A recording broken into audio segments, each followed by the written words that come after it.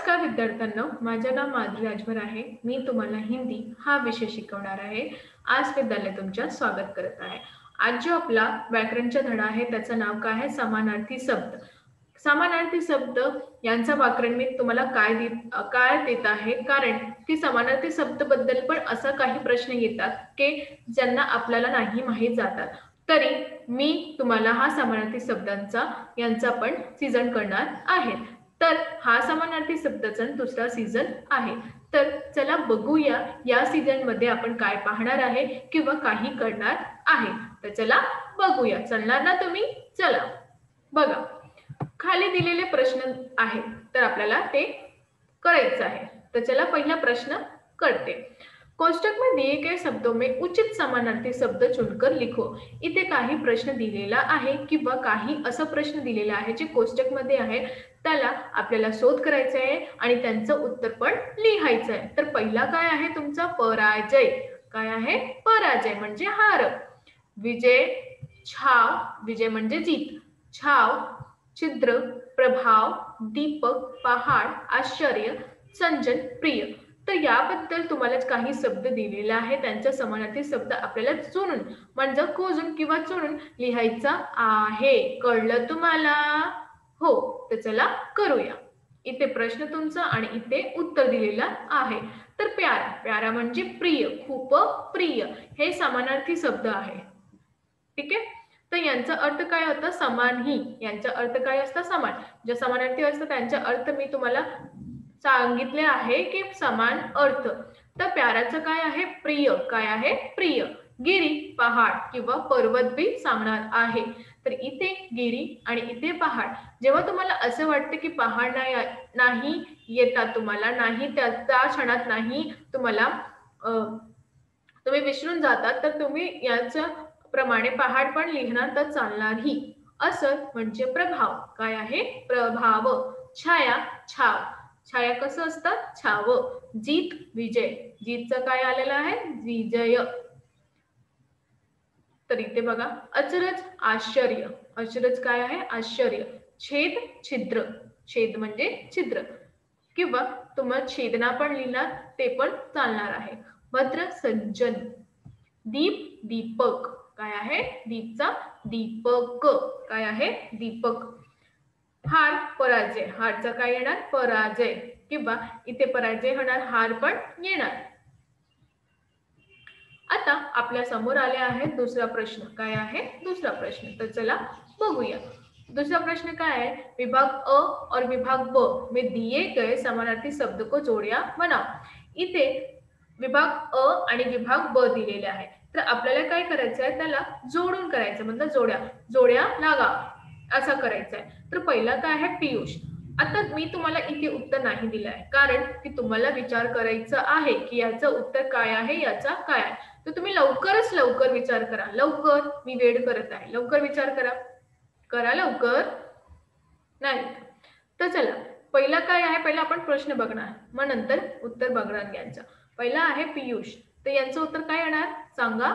नाही, मी नाही सांगणार तुम्हाला, तुम्हीही मला सांगा. दुसरा आहे गीत आणि तिसरा प्रश्न आहे आमचा खुशी. काय आहे? खुशी. तर अजून काय आहे बघूया. बघा, चौथा प्रश्न आहे आपला विपिन. काय आहे? विपिन. पाचवा विशेष. काय आहे? विशेष. आणि सहावा आपला आहे आनंद. सातवा केश आणि आठवा मुख. तर यानंतर आपल्याला कसं करायचं आहे की याला यांचं जे समान अर्थ आहे त्यांचंही उत्तर लिहायचं आहे. आणि इथे तुम्हाला काही उत्तरे दिलेली आहे, वेगवेगळ्या ठिकाणी वेगवेगळं उत्तर दिलेलं आहे प्रश्नाच्या समोर. तर तुम्हाला काय करायचं आहे? त्याला शोधून लिहायचं आहे. तर बघा, इथे मी तुम्हाला उत्तर दिलेलं आहे. मी तिथे तर तुम्हाला काही का नाही दिले, कारण की तुम्हाला पण असं विचार केलेले पाहिजे की यांचं उत्तर काय होणार किंवा यांचं उत्तर काय होणार. तरी मी तिथे नाही दिले की तुम्ही विचार करा पहिला. तर यांचं उत्तर बघा इथे. पियुष म्हणजे अमृत. अमृत माहिती आहे ना तुम्हाला, जे कोणी पण हे पिणार आहे त्यांचं अमर राहणार. तर इथे अमृत पण तुम्ही लिहिणार आणि अमर पण लिहिणार तर चालणार. दुसरा आहे तुमचं गीत म्हणजे गाणा. काय आहे? गाणा. खुशी म्हणजे प्रसन्नता. इथे आनंदी पण येणार. हो. आणि इथे विपिन म्हणजे वन. वन इथे तुम्ही जंगल पण लिहिणार चालेल, कारण की यांचा दुसरा अर्थ जंगल पण आहे. विशेष असाधारण इथे तुम्ही सामान्य पण लिहू शकता.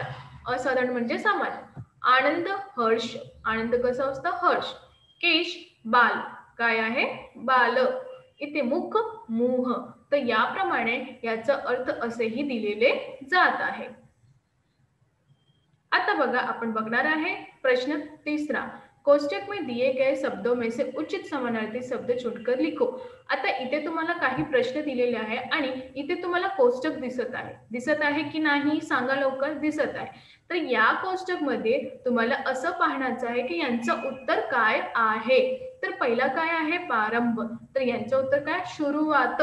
काय आहे? सुरुवात. तर यांचा पहिला काय आहे? सुरुवात. दुसरा संसार म्हणजे जगत. इथे दिलेले आहे जगत. बदल म्हणजे जलद. तर इथे पण यांचं उत्तर दिलेले आहे. रात निशा. इथे उत्तर दिलेले आहे निशा. तर याप्रमाणे तुम्हाला इथे शोधून लिहायचं आहे. कळलं? हो. तर अजून बघूया. सूरज. सूरजचं काय आहे? दिनकर. काय आहे? दिनकर. सूरज यांचं उत्तर काय आहे? दिनकर. तर याप्रमाणे यांचं उत्तर असंही दिलेले जात आहे. परत सांगू का? बघा पाचव्या यांचं उत्तर आहे सूरज आणि इथे यांचं उत्तर दिले आहे दिनकर. फूल कुसुम. इथे यांचं उत्तर आहे कुसुम. घर गृह. तर इथे यांचं आहे गृह. तुम्ही सदन पण लिहिणार ते पण चालणार आहे. इथं कुसुम आहे, पुष्प पण लिहिणार ते पण चालणार आहे, कारण की यांचा अर्थ असंच आहे. मी तुम्हाला पहिलेही सांगितले आहे की एक शब्दाचा अनेक अर्थ असतात. ते समानार्थी बद्दल तुम्ही वापर करू शकतात. असं नाही की तुम्हाला मी फूल दिले तर यांचं उत्तर कुसुम ही येणार नाही, यांचं उत्तर पुष्प पण येणार. तर असं अजून आहे त्यांचं उत्तर ते पण तुम्ही लिहिणार ते चालणार. बघा इथे घर म्हणजे गृह म्हणजे सदन पण आहे, झकोरा पण आहे. तर अशा बद्दल तुम्हाला जे तिथे तुम्हाला असं वाटते की नाही हे पण होऊ शकतं तर तुम्ही ते पण लिहिणार आहे. पण त्यांचा शब्द जे त्याचा अर्थ ते खरंच होता तर ते लिहा. असं नाही की तुम्हाला काही पण तुम्ही लिहू द्या आणि तुम्हाला जेव्हा अंक नाही भेटले तर तुम्ही म्हणतात की नाही टीचरनी मला असं सांगितले होते. तर असा नाही आहे. तुम्हाला कसं लिहायचं? जे आहे त्याचप्रमाणेही तुम्हाला लिहायचं आहे. बघा देह तन धन मन. तर इथे काय आहे? तन. काय आहे? तन किंवा शरीर पण तुम्ही लिहू शकता. आकाश गगन. काय आहे? गगन. दिन वार. तर इथे वार दिलेला आहे. तर याप्रमाणे तुम्हाला असंही लिहायचं आहे की दिन म्हणजे वार. तर याप्रमाणे आकाश गगन. तर यांचा काही तुम्हाला असं वाटते की अजून प्रश्न आहे किंवा अजून यांचं उत्तर मी समान लिहू शकता तर ते पण तुम्ही लिहिणार. असं काही नाही की त्यांचं काही नको आहे. कळलं? यापर्यंत कळलं की नाही तुम्हाला सांगा लवकर. कळाले आहे? हो.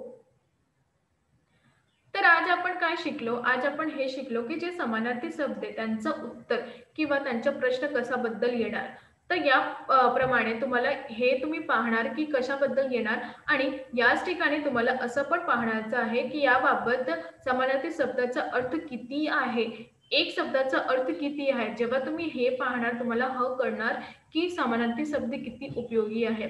समानार्थी जसं शब्दार्थ आहे त्यांना पण समानार्थीही म्हणतात. तर याबद्दल तुम्हाला समानार्थी शब्द कसं करून जातात आहे किंवा तुम्हाला कसं करायचं आहे हे पण तुम्ही करायला. जेव्हा तुम्ही हे करणार तेव्हाही तुम्हाला समजणार समान अर्थ. जेव्हा समानार्थी शब्द तुम्ही बोलता तर त्यांचा अर्थ तुम्हाला तेच कुठेही भेटतात म्हणजे समान अर्थ. तर यांचा अजून काही अर्थ आहे तुम्हाला असे वाटते की या प्रश्नात तुम्ही असं लिहितात ते पण चालणार आहे. तर त्याबद्दलही तुम्ही तसंचही लिहूया आणि करूया. कळलं तुम्हाला की नाही कळालं? सांगा लवकर मला. कळलं तर याबाबत तुम्ही असाही प्रकारचा अर्थ किंवा प्रश्नाचं उत्तर तुम्ही नीट प्रमाणे असाबद्दल लिहायचं आहे. कळलं? हो. तर धन्यवाद.